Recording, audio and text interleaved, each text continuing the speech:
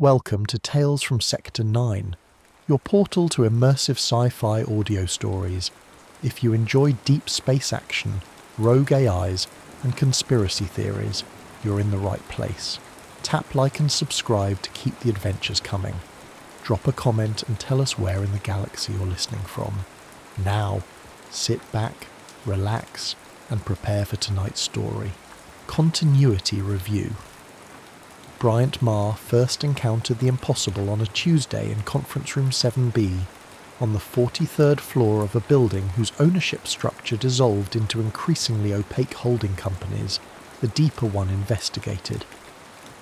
The memo had arrived without sender metadata. Continuity Review, pre-human signatories, your participation required, non-delegable. His assistant, Karen, had looked at it with the careful neutrality she reserved for the firm's most sensitive matters. "They're waiting for you," was all she said. 23 years of corporate law had taught Bryant that power revealed itself through absence, through what wasn't said, what wasn't documented, who wasn't present. He had negotiated liability frameworks for NGOs operating in collapsed states. He had arbitrated disputes between sovereign wealth funds and entities that existed only as articles of incorporation in 3 different jurisdictions. He understood that the world's true architecture was contractual, not territorial. He believed in nothing except the integrity of properly executed agreements. Conference Room 7B contained 3 others: Margaret Bell from Archives, whose title was Historical Compliance Officer, and whose age Bryant had never been able to determine, Dmitry Volkov, representing something called the Perpetuity Council, and a woman who introduced herself only as the Witness, dressed in charcoal grey, her face unmemorable in the way that suggested deliberate cultivation. The documents were already on the table, not screens, not tablets. Actual documents, though calling them that seemed inadequate. They appeared to be vellum, or something older than vellum. The text shifted between writing systems, cuneiform bleeding into something that resembled Linear A, which gave way to symbols that predated recognisable language entirely. "You're looking at the oldest continuously binding agreements in human history," Margaret said. Her voice had the tired precision of someone who'd given this briefing before. "Older than Sumer, older than Göbekli Tepe. These contracts predate civilization as we understand it." Bryant reached for the documents. They were warm. Not room temperature, body temperature. No, something else. The temperature of thought itself. "The opposing party," Dmitry said slowly, "does not communicate through language as we practice it. They respond to symbolic geometry, intention expressed through archetypal form." "Who are they?" Bryant heard himself ask. The witness spoke for the first time. "That's not the correct question. The correct question is, what have they been helping us avoid?" The briefing lasted 6 hours. Bryant learned that human civilization existed in a legal framework established approximately 40,000 years ago, during a cognitive crisis that would have ended the species. Non-human intelligences, the documents called them prior signatories or sometimes continuity, keepers, had offered terms, not conquest, not submission, partnership. In exchange for certain allowances, humanity would receive guidance, not direct intervention that violated some principle the documents couldn't quite articulate, but influence, pattern setting, the establishment of symbolic frameworks that would channel human development along stable trajectories. The allowances were specific: cognitive access, during threshold moments, the formation of civilizations, the collapse of empires, the invention of world-altering technologies. The prior signatories could subtly adjust the archetypal patterns that shaped human decision-making. Not control, adjustment, the way a gardener stakes a growing plant. Lineage influence. Certain family lines would carry heightened sensitivity to symbolic structures. These bloodlines would naturally gravitate toward positions of authority, not through conspiracy, but through neurological architecture. They would feel the pull of legitimacy, the weight of sovereignty, the necessity of hierarchy. They would build the institutions that contained chaos. Mythic stewardship, the fundamental stories that organized human meaning, gods, heroes, monsters, redemption, would maintain specific geometries. Variations were permitted, but core patterns remained protected. These patterns served as the interface through which the prior signatories could communicate across the species barrier. In exchange, humanity received something it couldn't appreciate until it was nearly lost: coherence at scale. Every attempt at universal human organization has succeeded only when it aligned with the protected patterns, Margaret explained. The Roman Empire, the Catholic Church, the nation-state system, global capitalism, each one a variation on archetypal themes the prior signatories helped establish. And when humans deviate, Bryant asked. The 20th century, Dimitri said quietly. 2 world wars, totalitarian experiments, the nuclear threshold. Humanity kept trying to reorganize itself according to purely rational principles: scientific materialism, historical dialectics, racial supremacy, all attempts to escape mythic authority. The prior signatories withdrew coherence, the witness added, not as punishment, as consequence. Human consciousness requires pattern to function at civilization scale. Remove the mythic substrate and collective meaning collapses. What followed was predictable. Bryant studied the documents. They weren't static. Clauses seemed to rearrange themselves as he read, responding to his attention. Why am I here? Because the treaties are up for renewal, Margaret said. Every 5,000 years the terms must be renegotiated. We're 3 years from the deadline, and this time there's a proposal to amend. She slid another document across the table. It was newer, maybe 50 years old, typed on a manual typewriter in English. The title read, Amendment Proposal, Symbolic. Autonomy Clause, Bryant read it twice. His hands were shaking. This would terminate the cognitive access provision, he said. Completely. Yes. Humanity would retain full autonomy over its symbolic development. No external influence on myth, religion, or political archetypes. Correct. This is insane. Civilization would destabilize within 50 to 200 years, Dimitri finished. That's the conservative estimate. The modelling suggests humanity would fragment into incompatible meaning systems, wars of interpretation, the collapse of any universal framework for law, ethics, or truth. Bryant looked at the witness. You support this? It wasn't a question. Freedom is not stability, she said. It never has been. The question before us is whether humanity deserves the dignity of choosing its own path, even if that path leads to failure. And the prior signatories? They will accept whatever we decide, Margaret said. That's in the original contract. Consent cannot be permanently delegated. Every few millennia, humanity must choose again. Bryant felt something shift inside him. Not emotion, exactly, but the recognition that he was standing at a door he'd never known existed. What happens if we reject the amendment? Continue as we have been. Humanity survives, Dimitri said. Continues to be guided, continues to be stable, continues to be, in certain ways, managed. And if we accept it? No one answered immediately. Finally the witness spoke. Then we discover what we actually are, without assistance.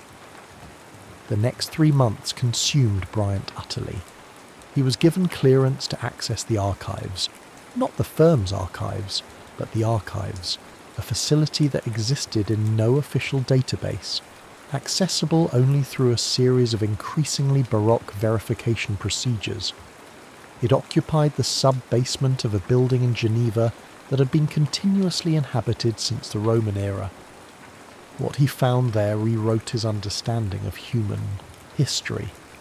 Every major civilization had maintained continuity bureaus, priesthoods, chanceries, bureaucratic castes whose overt function was record-keeping, but whose actual purpose was treaty maintenance.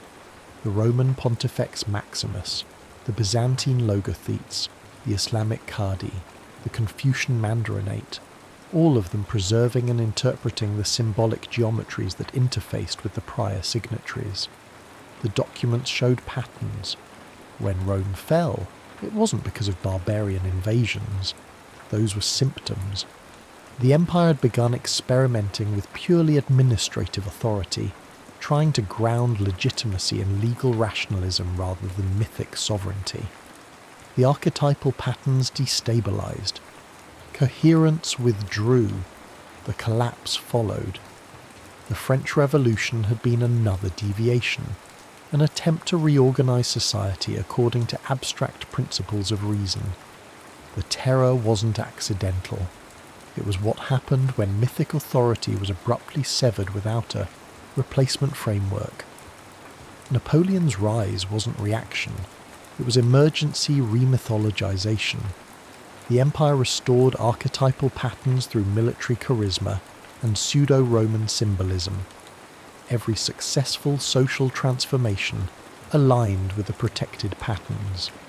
Christianity spreading through the Roman Empire, a perfect mapping of mystery cult structures onto monotheistic narrative. The Enlightenment, permitted because it preserved underlying hierarchies of reason and natural law. Even the digital revolution followed patterns, network topology mirroring ancient metaphors of connection and flow. But the failures, the catastrophes, those came when humanity tried to escape the patterns entirely. The Soviet Union, Margaret explained during one of their review sessions, attempted to construct meaning from pure materialism, historical dialectics with no mythic resonance. It lasted 70 years, less than a human lifetime, before collapsing under its own semantic weight. The prior signatories destroyed it? No, they did nothing. That's the point. Humans did it to themselves. Without archetypal scaffolding, large-scale social coordination becomes psychologically impossible. People need stories that resonate at depths language can't reach.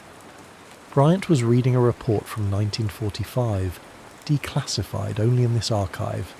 It described the Manhattan Project not as a technological achievement, but as a threshold moment, humanity accessing the power to end itself. The prior signatories had apparently flooded the collective unconscious with symbols of apocalypse and redemption, not to prevent nuclear weapons, that would violate the non-intervention principle, but to ensure that human decision-makers felt the mythic weight of their choices. The bombs were used. But mad doctrine emerged, mutually assured destruction, a perfect archetypal bind that prevented total war through the threat of total annihilation, a deeply mythic solution to a rational problem. They saved us, Bryant said. Margaret's expression was unreadable. They managed us. The deeper Bryant went, the more the patterns revealed themselves, and the more disturbing the implications became. Monarchies weren't arbitrary. They mapped onto parent-child archetypes, creating stability through familiar psychological structures. Every culture had independently developed the concept of divine kingship because the archetype was embedded in the treaty framework. The symbols varied: sun kings, dragon emperors, pharaohs as living gods, but the underlying pattern was identical. Democracy wasn't unique to Athens. It emerged whenever communities reached a certain size and complexity, because the archetype of collective decision-making was protected in the treaty frameworks. But true democracy was rare, always unstable, because it required constant mythic reinforcement. Most democratic societies were actually aristocracies or oligarchies wearing democratic symbols, the pattern stabilizing through elite guardianship. Even revolution followed scripts. Bryant found a document from 1789, filed by a French continuity officer weeks before the Bastille fell. It described the coming upheaval not as political inevitability, but as archetypal necessity. The king archetype has become disconnected from the provider pattern. The divine parent no longer feeds the children. The scapegoat mechanism will activate. Estimate: 1836 months of purification ritual before new authority pattern stabilizes. The prediction was accurate within 3 months. Even atrocities had patterns, and this was where Bryant began to feel something he hadn't expected. Not anger exactly. He'd thought he was incapable of that, but something close to it. Witch hunts, pogroms, ethnic cleansings, genocides. They followed rhythms, occurred during periods of mythic instability, when societies were between symbolic systems, not caused by the prior signatories but not prevented either. The treaties apparently permitted a certain amount of human chaos, as long as it didn't threaten species-level extinction. More than that, some violence was apparently functional within the pattern maintenance system. Scapegoating served to discharge accumulated social tension. Periodic purges reinforced in-group coherence. Ritual sacrifice, whether literal in ancient cultures or metaphorical in modern ones, maintained the circulation of meaning through symbolic systems. The documents were clinical about it. One entry, dated to approximately 1348, described the Black Death pogroms against Jewish communities across Europe. The analysis suggested these weren't just expressions of misplaced blame, they were emergency mythic recalibration. The plague had destabilized every pattern simultaneously. The church's authority was in question. Feudal hierarchies were collapsing. The very cosmos seemed chaotic. The scapegoating of outsiders restored a sense of cosmic order. There was an enemy, there was a cause, there was something humans could do. It was functional, it was monstrous. Both things were true. They let millions die, Bryant said to Dmitri one evening, after reading too many of these clinical assessments. They let billions live, Dmitri replied. The question isn't whether the system is perfect. The question is whether any alternative is better.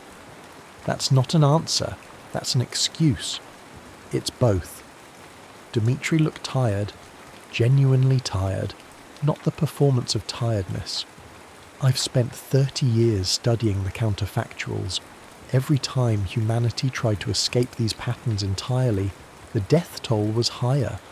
The Mongol conquests, brutal but mythically coherent. Genghis Khan as archetypal conqueror, bringing order through force, horrifying but stable. Compare that to the 20th century's industrial-scale ideological murders, no archetypal resonance, just mechanical, meaningless death. So the patterns make death more meaningful. They make death legible. That's different. Dmitri poured himself more tea. When people die within mythic frameworks, as martyrs, heroes, sacrifices, their deaths enter narrative. They become part of the pattern.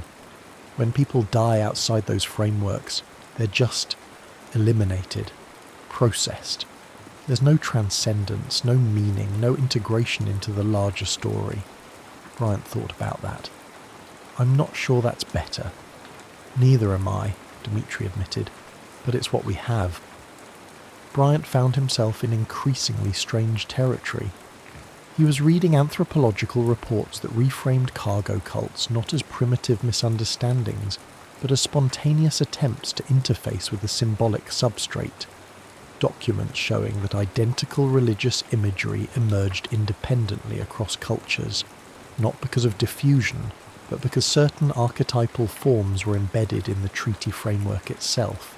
The Virgin Mary, Kuan Yin, Isis, Tara. The same pattern, divine feminine, compassionate intermediary appearing across civilizations because it served a specific function in the architecture of human meaning-making. The pattern mediated between absolute transcendence and human need. It made the numinous accessible, but there were other patterns, darker ones, that repeated with equal precision. The men in black appeared in medieval chronicles described as figures in dark garments who appeared before catastrophes, speaking in riddles about coming transformations. The same archetype manifested in 20th century UFO encounters, men in black visiting witnesses, their behaviour ritualistic and cryptic, serving no obvious function except to mark the witness as having crossed a threshold. Bryant found a memo from 1952, filed by a continuity officer embedded in the US Air Force. It described the men in black phenomenon not as alien contact or government harassment, but a spontaneous manifestation of the threshold guardian pattern.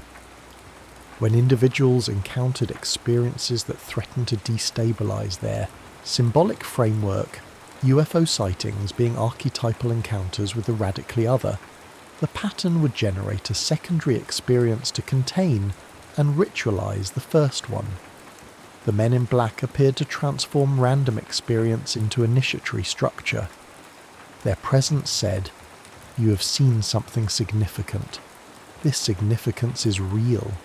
It is also dangerous. You have been marked."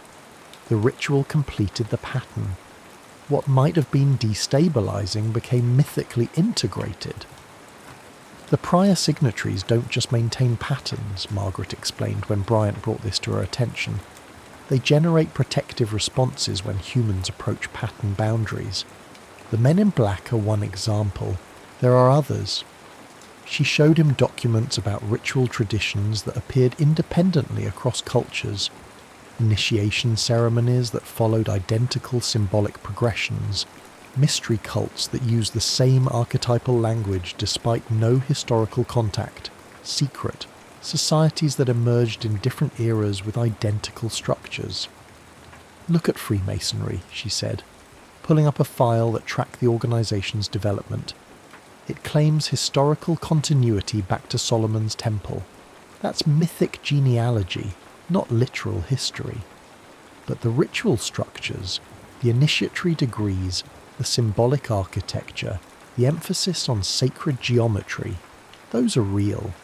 They're interface protocols. For what? For allowing humans to consciously engage with the symbolic substrate without destabilisation.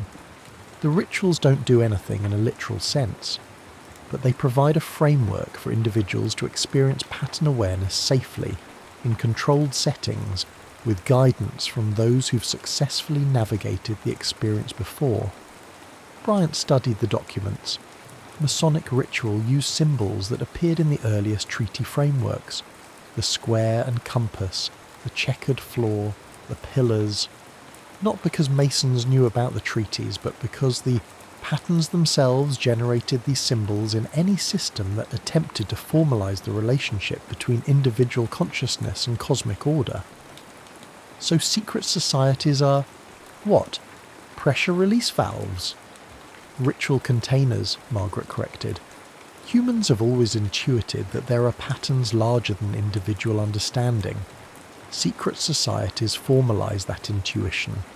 They let people participate in something archetypal without requiring them to consciously understand the full architecture. And the prior signatories encourage this. They don't need to. The patterns generate these structures automatically when human societies reach certain complexity thresholds. Humans create ritual systems the way bodies create immune responses.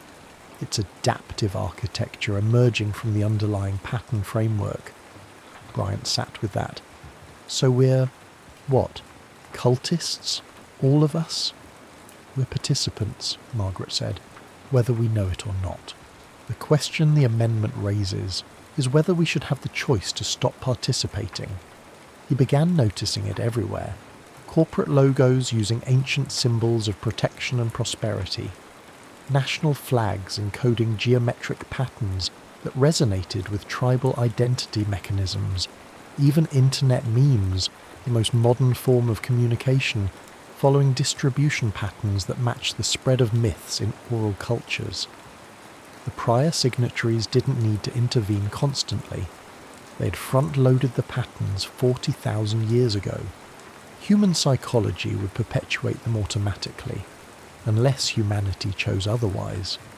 The symbolic autonomy clause hearings began in November, in a facility Bryant had been told was a neutral space, physically located on no nation's territory, accessed through legal jurisdictions that answer to no contemporary government.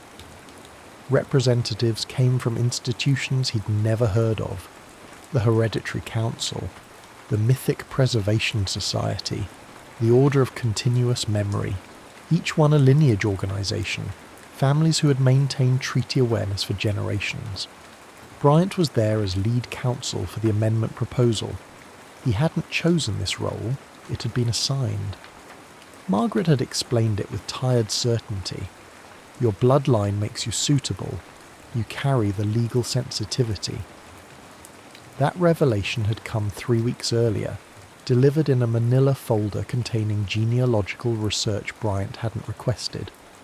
His family line tracked back through attorneys, judges and legal scholars, an unbroken chain extending to medieval chancery officials, Roman advocati, and beyond into periods where record-keeping became symbolic. He was, apparently, exactly what he seemed: a man bred across millennia to negotiate the terms of human existence. The knowledge had done something to him, not changed him, revealed him.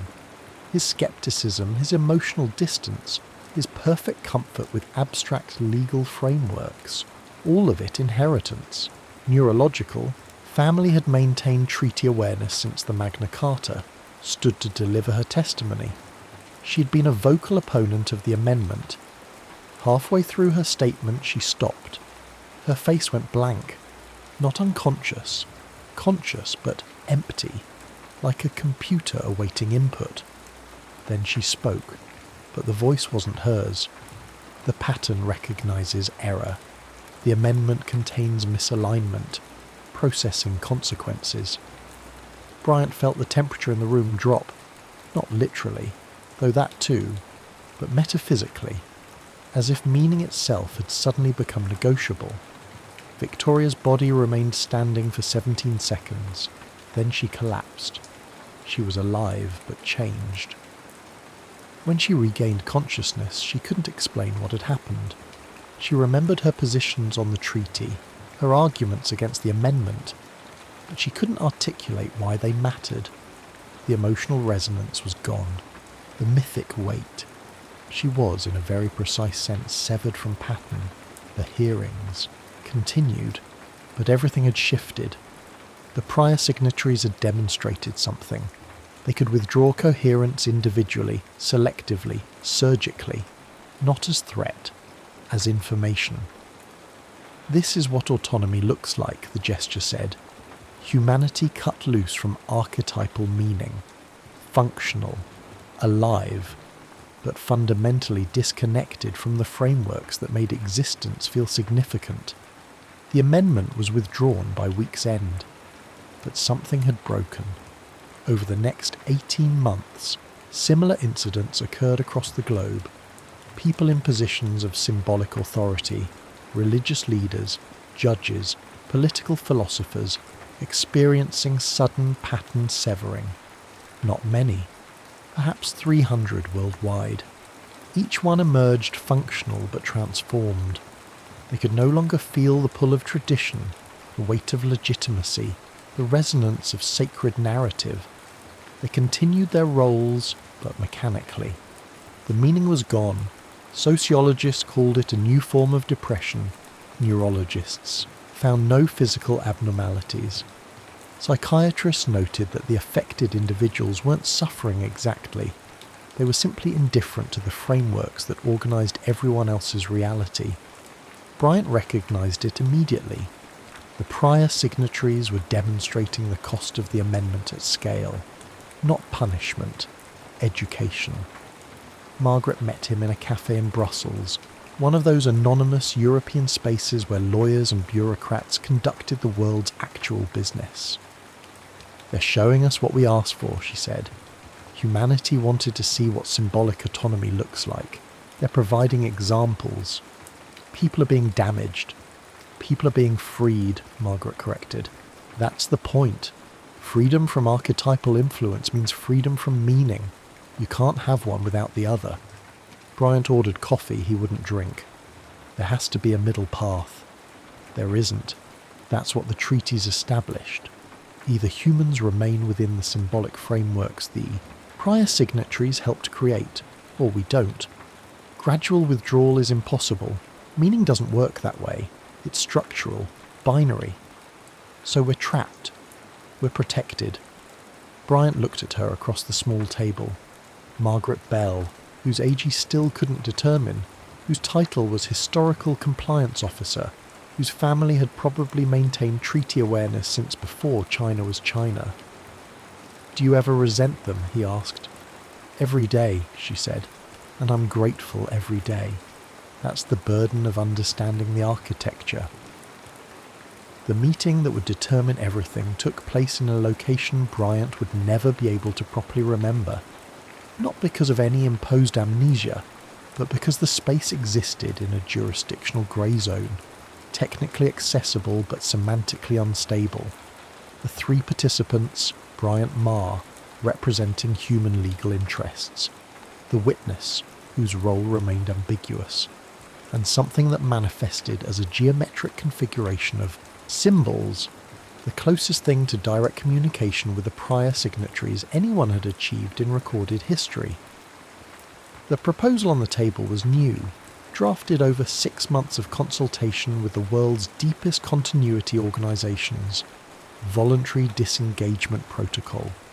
The prior signatories would not withdraw, but they would allow humans to opt out individually, irreversibly.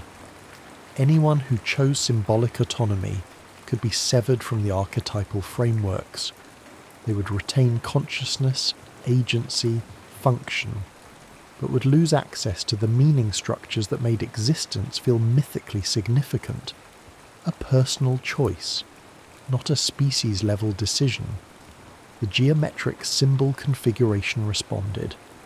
Bryant had learned to read the basic syntax, angles indicating degrees of acceptance, recursive patterns showing conditional agreement. The response was clear, acceptable, with conditions.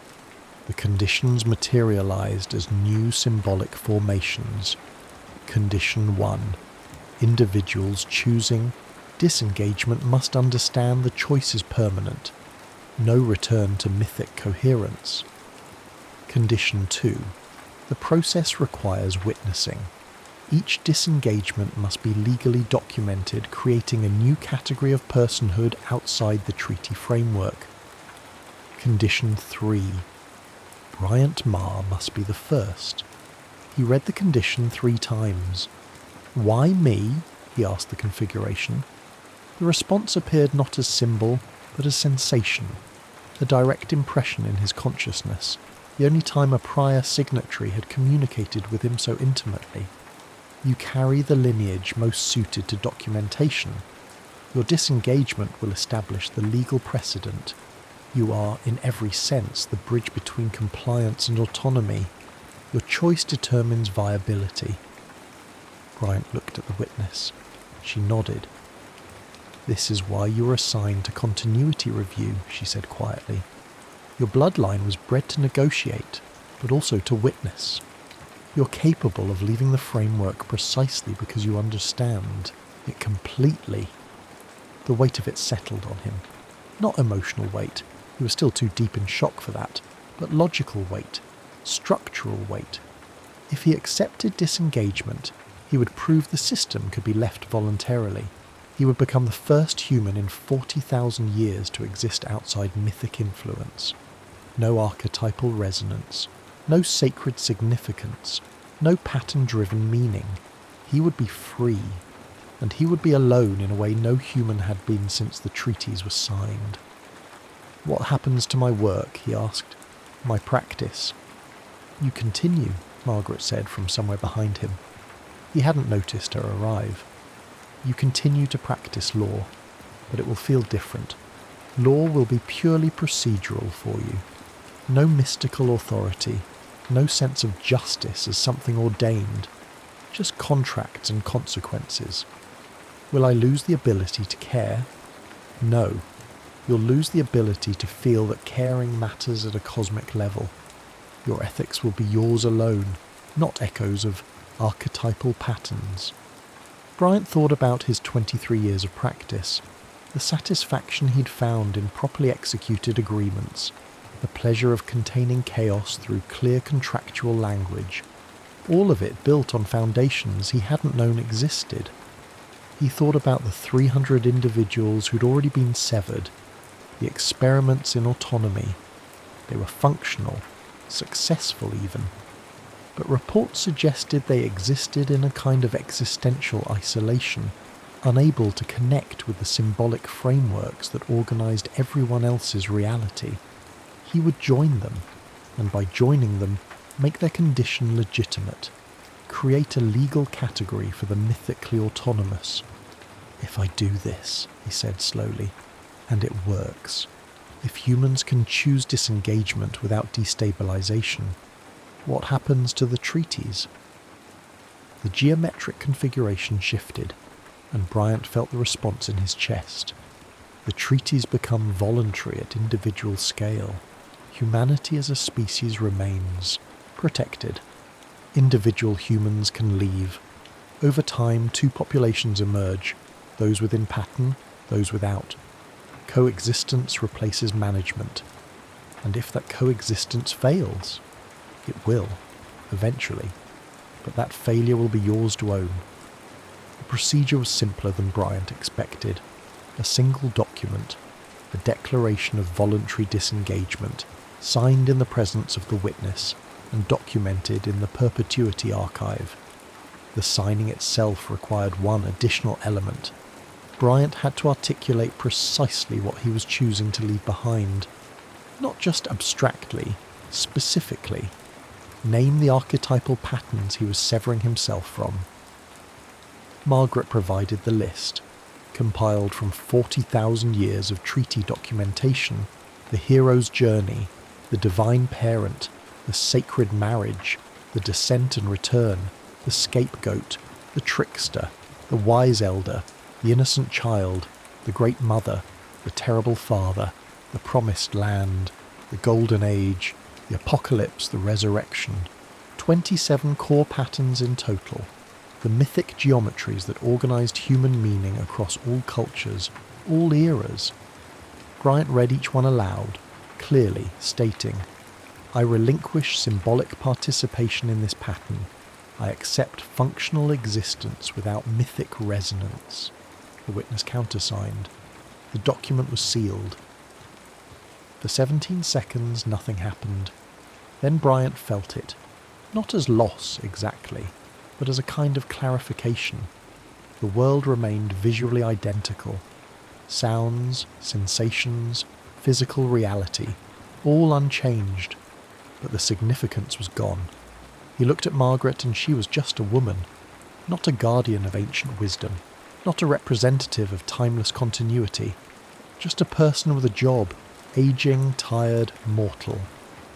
He looked at the documents on the table and they were just paper and ink, not sacred, not binding at cosmic level, just agreements, contingent and revocable. He looked at his own hands and they were just hands, not tools of destiny, not instruments of scale. The autonomous built differently. Their organisations were purely contractual, their ethics self-generated, their sense of purpose entirely constructed. They experienced existence as contingent, meaningful only at the level they chose to make it meaningful. Neither population was happier than the other. Neither was more moral, more successful, more fulfilled. They were simply different. The treaties remained in effect for the patterned. The prior signatories continued their subtle guidance, adjusting archetypal flows during threshold moments. But now humans could leave that framework voluntarily. The cage door was open. Some chose freedom, most did not. Bryant Marr lived another 47 years after his disengagement. He continued practicing law. His work was considered exemplary, perhaps more precise than before, if somewhat colder. He never married. He maintained no close friendships. He found satisfaction in procedural excellence and nothing more. He did not regret his choice. Regret required mythic framework, the sense that choices mattered at levels beyond consequence. He had relinquished that, but he did occasionally experience something like curiosity about what he had lost. Late in his life, he attended a patterned funeral, a colleague from before his disengagement.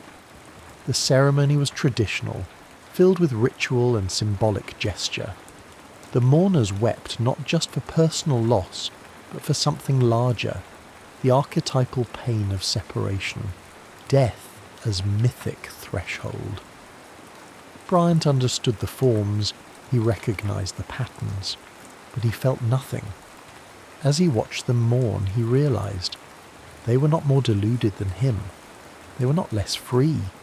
They were simply operating in a different framework, one that made suffering meaningful, that transformed pain into narrative, that connected individual experience to cosmic pattern. He had chosen clarity. They had chosen resonance. Neither choice was wrong. The final document in Bryant Ma's personal archive was found after his death. It was sealed, marked for opening only 50 years following his passing. When the seal was broken, the document contained 3 sentences. Influence may be inherited. Consent must be remembered. Freedom is not stability. Below that, in smaller text, a question. Can a species be mature enough to choose its own immaturity? The prior signatories never answered, but then they never had to.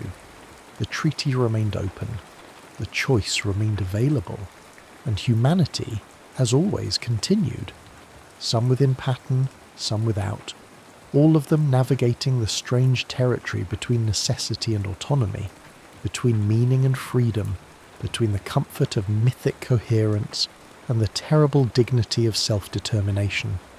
The universe observed, unimpressed and patient.